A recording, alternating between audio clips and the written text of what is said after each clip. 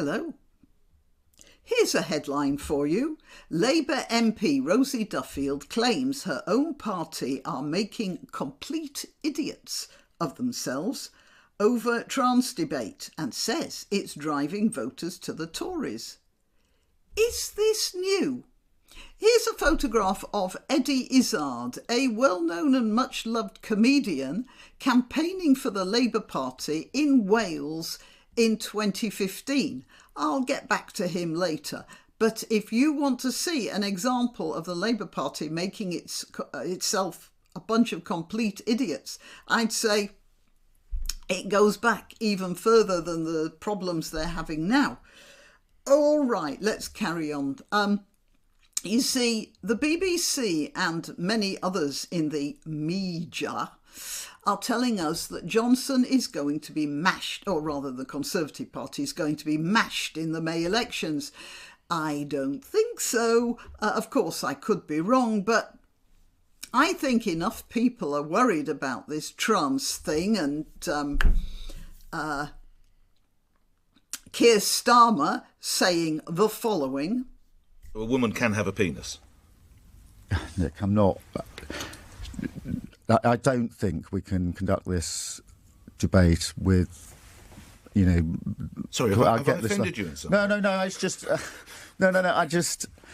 A woman can have a penis. I don't think that discussing this issue in this way helps anyone in the long run. What I want to see... As I said, I think they're getting worried about that. Labour voters are getting worried about that. And the immigration issue. And I have the news today that for the past 4 days, there have been no illegal immigrants crossing the channel in their unsafe dinghies.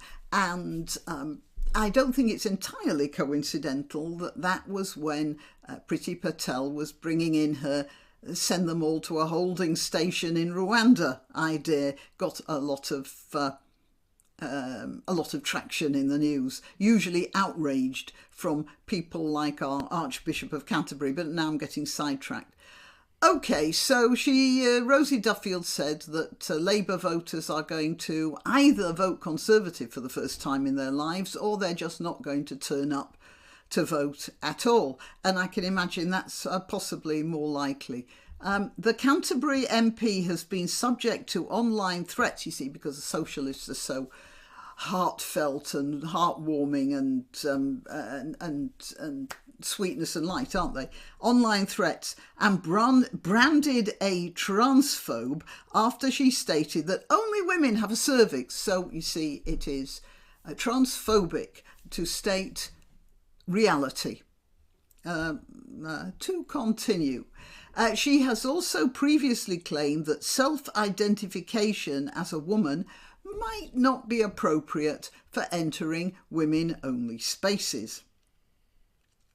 All right, what else do we have here? Others on the party's front bench, such as Shadow Home Secretary Yvette Cooper and Labour Chair Annalise Dodds, have also struggled to answer questions in recent weeks on how to define a woman.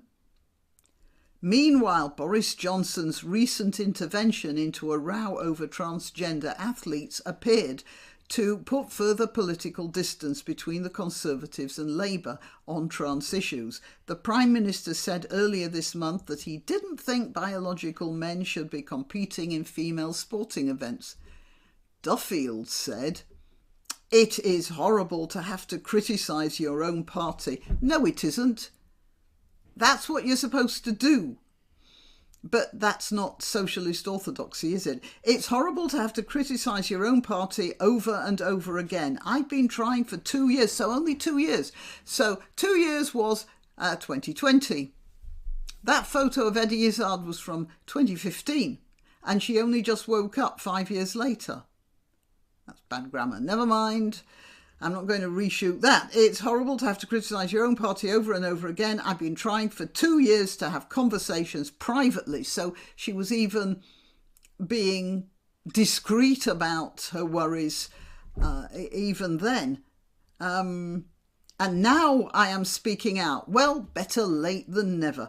The public are having these conversations. It's not just me saying I want to embarrass the party. So she feels like she has to justify herself.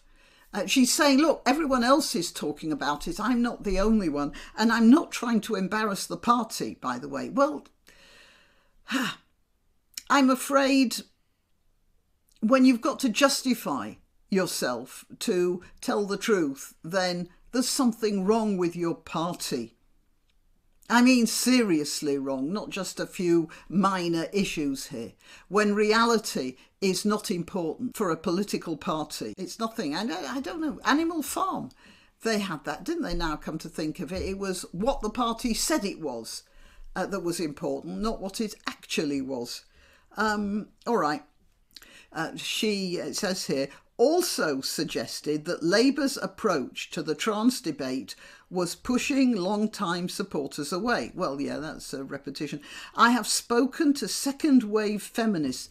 I don't know what a second-wave feminist is, by the way, who have been in the Labour Party all their lives, a tradition handed down from their parents, she said. So these are people who are supposed to be radicals, and yet they're following traditions handed down by their parents.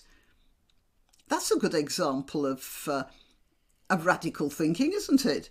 These are the women who revolutionised feminism after the suffragette movement. They are lifelong anti-conservatives. Oh, so they're radicals and they're lifelong anti-conservatives. Meanwhile, it was the Conservatives who who had as their head of the party Margaret Thatcher. You see the disconnect here. The Conservatives will take a situation and look at it, and if somebody is good at his or her job, they will deal with that person. Socialist mentality has all sorts of coloration around it that stops them from looking at the reality. Anyway, look, they're lifelong anti-conservatives, and the idea that they'll abstain from voting or even vote Tory for the first time ever is desperately upsetting to them, but they really do feel strongly about this. And it's, as I say, that just goes to show how she lies to herself, even while she's trying to see sense and tell the truth. The truth is that most people, I mean voters, because we have to remember that when a politician thinks of people, it's not people that politician is actually thinking of, but voters. However, there's the humanity of it aside, there isn't much wrong with that. It means that politicians have to think about how they're going to stay in their job. So when you're talking about trans issues, the scale might go from a little bit ridiculous to absolutely hilarious, depending on the context. For instance, some men dressed as pantomime dames, they're automatically hilarious, and they're meant to be, and we're all supposed to take that in the spirit of good fun. While Eddie Izzard, dressed in a woman's outfit to deliver one of his comedy routines, that was a little bit unsettling, but it added to the edginess of his routine, and it was interesting. However, when he goes out campaigning for the Labour Party dressed like that, well, not only does he make himself ridiculous, but the entire Labour Party. And he was campaigning here in Wales in 2015, and Wales is probably, as an area, one of the most working class and Labour voting in the British Isles. And just look at the fixed smiles on the faces of his entourage. If that whole parade isn't a lie, then the meaning of the word has changed. Now, back to Ms. Duffield. I keep getting sidetracked, don't I? She implies from